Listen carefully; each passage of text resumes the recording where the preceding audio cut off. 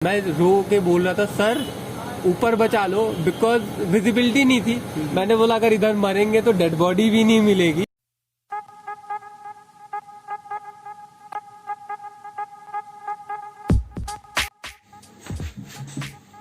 जब छोटा था मैं तो बड़े मिथ्स थे मेरे माइंड में पहाड़ों को लेके। अलग अलग मैंने ऐसे कहानियां बना रखी थी। कैलाश पर्वत को लेके सोचता था कि यार उस पे शिव जी रहते होंगे, उस पे कौन चढ़ता होगा, कैसे चढ़ाई होती होगी। एवरेस्ट को लेके अलग अलग मिथ्स थे मेरे, एंड सारे मिथ्स दूर हो गए आज मेरे।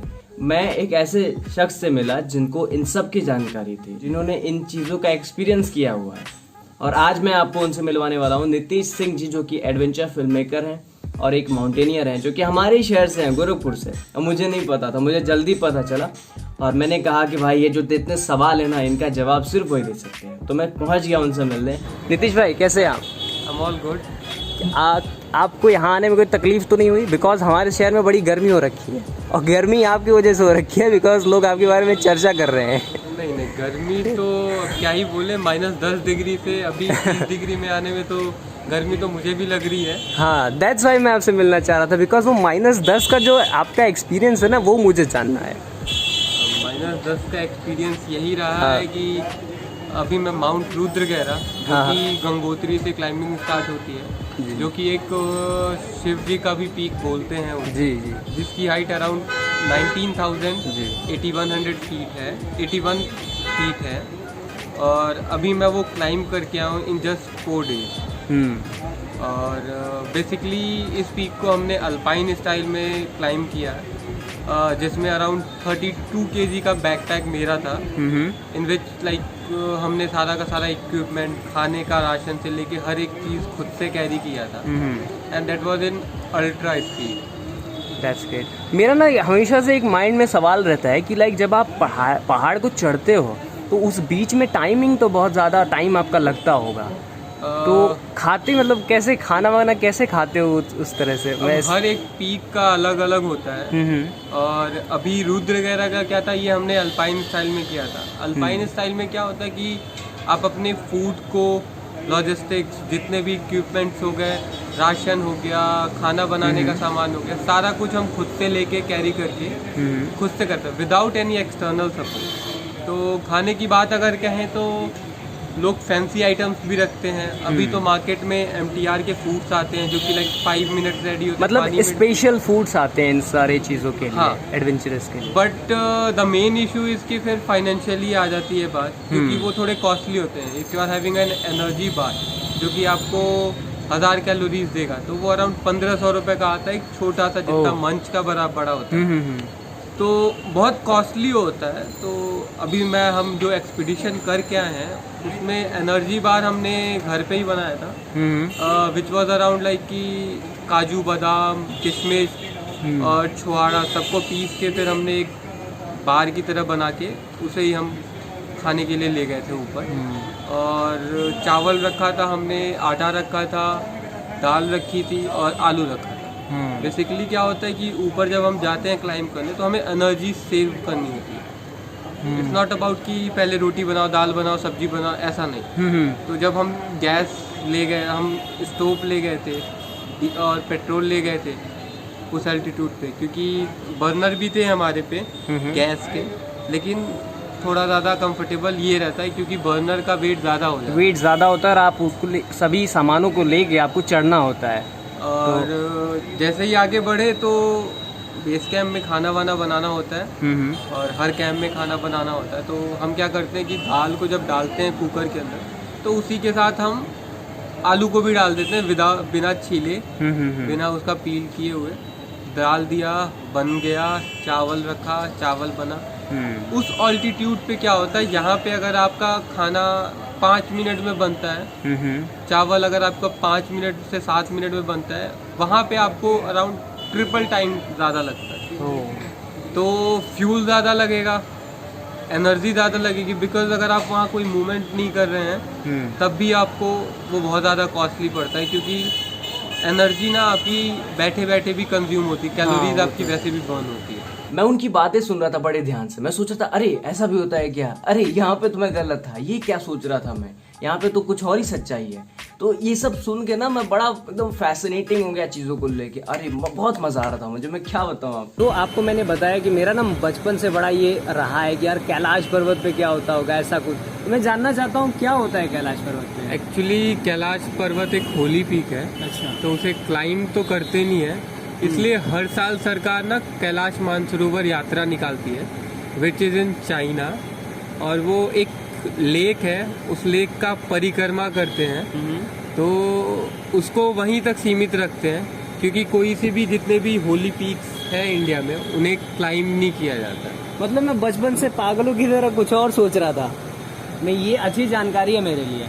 नहीं। मेरा दूसरा सवाल ये है आपसे कि लाइक हम ना बड़े फैसिनेट होते हैं इन सब चीज़ों के लिए कि भाई हमें भी चढ़ाई करनी है और हमें भी एक रिकॉर्ड बनाना है कंट्री के लिए, बड़े बड़े पहाड़ों के सपने देखते हैं। कितना पॉसिबल है एक नॉर्मल इंसान के लिए, क्या क्या चीज़ें ज़रूरत होती हैं? अगर दिल में ठान लिया है तुमने कोई चीज़ करने के लिए तो पॉसिबिलिटी तो 110% है। बट हर एक फील्ड में अलग अलग चैलेंजेस आते हैं। लाइक इफ आई से माउंटेनियरिंग, तो mountaineering is about 3 thing, muscle, money and power. और सबसे ज़्यादा कहते हैं कि लोग कहते हैं ना फिजिकली आपको फिट होना पड़ता है, नहीं, वहाँ पे आपको मेंटली भी फिट होना पड़ता है, फिजिकली भी होना पड़ता है, मनी से भी आपको फिट होना पड़ता है, because it's a bloody expensive game. क्योंकि अगर आप एक शूज़ भी खरीदेंगे जो कि एक आइस बूट है, that cost around like 20 to 30K, जो आपके अगर -10-20 डिग्री के जो तुम्हारे जैकेट्स वगैरह हैं, दे आर लाइक 80,000 90,000, लाइक बहुत ज़्यादा एक्सपेंसिव है। और अगर कोई एक पीक या एक एक्सपीडिशन आप करते हैं तो वो उनका बजट ही अराउंड लाख रुपए, 10-10 लाख रुपए जाता है। अगर आप एवरेस्ट की बात कर ले तो if a person wants to climb Everest तो उसके चार्जेस अराउंड 30 लाख रुपीज़ है। 30 lakhs? या बिकॉज एवरेस्ट पे आपको 600 रुपये लीटर पानी है एंड अराउंड 800 रुपये का आपको एक पराठा है। एंड एक नॉर्मल आदमी को पर डे ऑन माउंटेन्स 4 से 5 लीटर पानी पीना पड़ता है। तो if you multiply like 600 into 5, it's like around 3000 का तो आप पर डे का पानी पी रहे हैं। एंड इट्स अबाउट 60 डे का टाइम पीरियड होता है in which you have to climb Everest, because 2 weather window खुलती है और 60 दिन के अंदर क्लाइम करना हो। तो the budget goes around like 30 lakh rupees, in which around like government permit के ही अराउंड 7 से 8 लाख रुपए लेती है नेपाल गवर्नमेंट। मुझे ना हमेशा से ऐसा मिथ था कि यार बड़ा आसान होता होगा, कम पैसों में हो जाता होगा, गया पर्ची कटाया और हो गया, चलो भाई मुझे एवरेस्ट चढ़ना है, चढ़ जाते हैं। लेकिन जब मुझे पता चला कि ये इतना एक्सपेंसिव होता है तो हो चुका था मेरा। मैंने आपके बारे में पढ़ा कि एक बार आप के साथ एक दुर्घटना हो गई थी, मैं उसके बारे में जानना चाहता हूँ, क्या हो गया था? माउंटेन्स में तो दुर्घटना नॉर्मल सी बात है, लाइक बहुत कैजुअलिटीज़ हुई हैं, बट जिसकी आप बात कर रहे हैं वो माउंट स्टॉक कांगड़ी था। 2018 अगस्त में मैं उसे क्लाइम करने के लिए गया था। आफ्टर एवरेस्ट जब मैं होके आया था तो मैं उसके बाद मैं स्टॉक कांगड़ी क्लाइम करने गया था। Stock Kangri is like world का हाईएस्ट ट्रैकेबल पीक है और उस पर क्लाइम करने गया था। मैं बेस कैंप में था, मुझे अभी भी याद है। एक्चुअली थोड़ा फाइनेंशियली इशू था और रात को हमें समिट पे निकलना होता है क्योंकि दिन में क्लाइंबिंग होती नहीं है समिट के लिए, क्योंकि बर्फ़ पिघलता है धूप की वजह से और एनर्जी ज़्यादा कंज्यूम होती है, इसलिए हम लोग रात को निकलते हैं समिट के लिए। तो रात को बारिश हो रही थी तो उस रात क्विट करना पड़ा, एक दिन बैठे। उसके अगले दिन भी बारिश हुई, उस दिन भी बैठे। एंड बेस कैंप में बैठने का मतलब है अराउंड आपका 3 to 4,000 मेरा खर्चा आ रहा था पर डे का।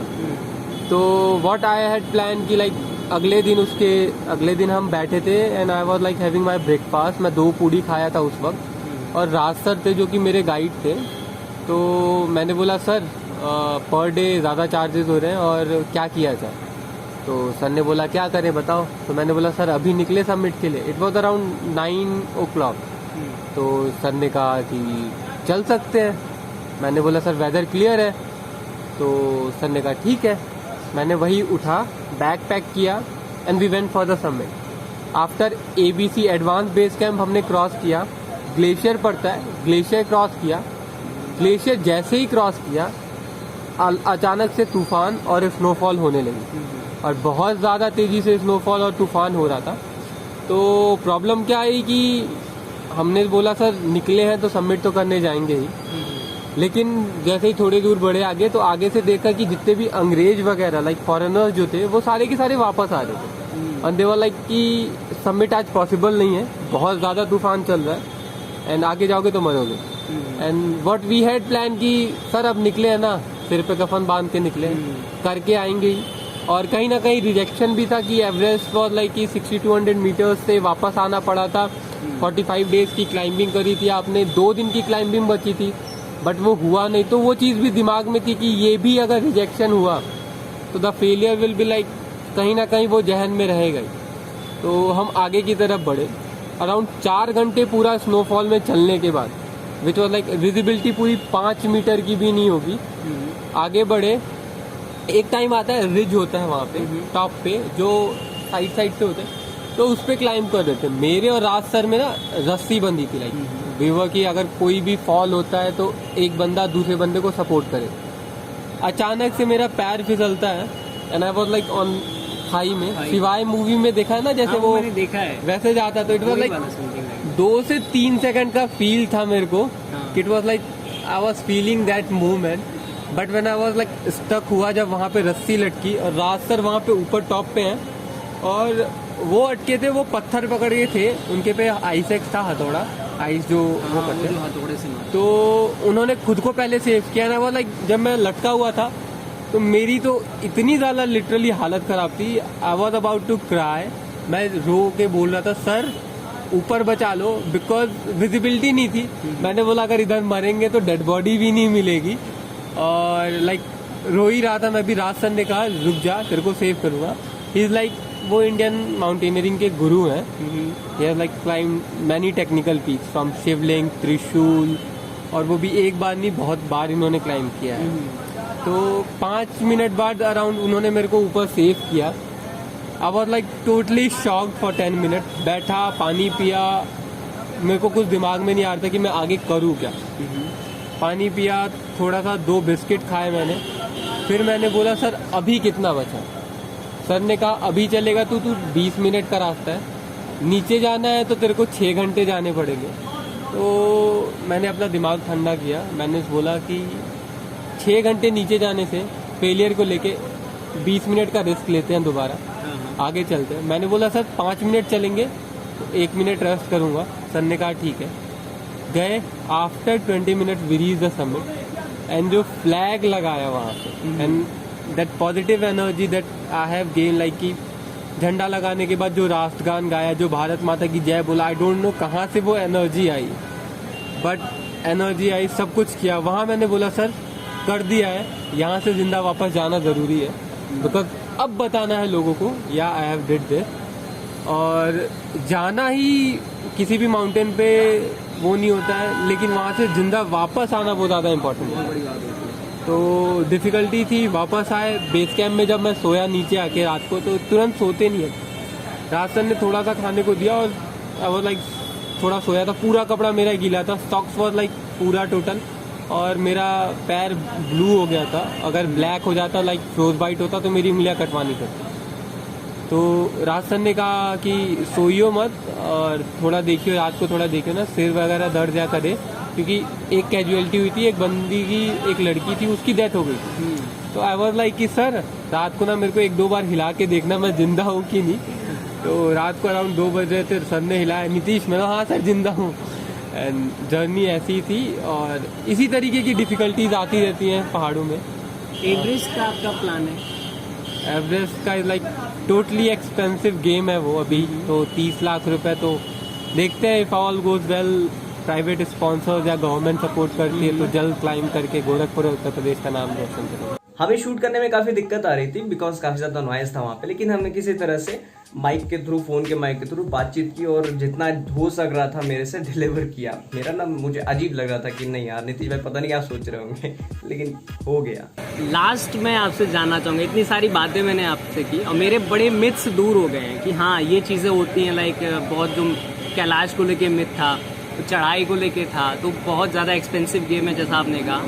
एक चीज़ मैं आपसे जानना चाहूँगा, अगर कोई यंगस्टर्स इस वीडियो को देख रहे हैं, उनको जाना है तो क्या टिप देंगे? एक प्रो टिप मैं आपसे चाहता हूँ। मैं अगर इस टिप में बोलूँ तो इट्स लाइक कि अगर किसी को माउंटेनियरिंग परस्यू करनी है like as a professional career, तो इंडिया में गवर्नमेंट इंस्टीट्यूट्स हैं जो कि basic advance like basic mountaineering course, advance mountaineering course कराते हैं। तो फर्स्टली उस इंसान को वो चीज़ करनी चाहिए, बिकॉज वो इंस्टीट्यूट्स ऐसे हैं कि जहाँ पे इंडिया के टॉप माउंटेनियर्स कह सकते हैं, टॉप गाइड्स कह सकते हैं, टॉप इंस्ट्रक्टर्स कह सकते हैं, वो वहाँ पे ट्रेनिंग देते हैं। आपकी एंडोरेंस पता चलती है, आपका फिजिकल अपीयरेंस पता चलता है, आपकी बॉडी किस हाइट पे कितना रह सकती है।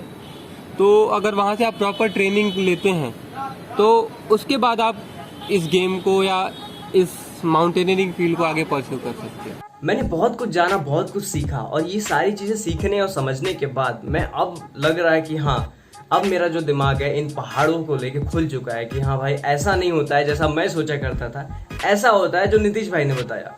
तो ये सारी जानकारी आई विश आप तक अच्छे से गई होगी, एंड आई होप आपको ये वीडियो अच्छा लगा होगा। आई विश आपको ये वीडियो पसंद आया। अभी इस वीडियो को यहीं बंद करते हैं और मैं भैया को अलविदा कहूँगा, बिकॉज इनको जाना भी है, लेट हो रहा है इन्हें।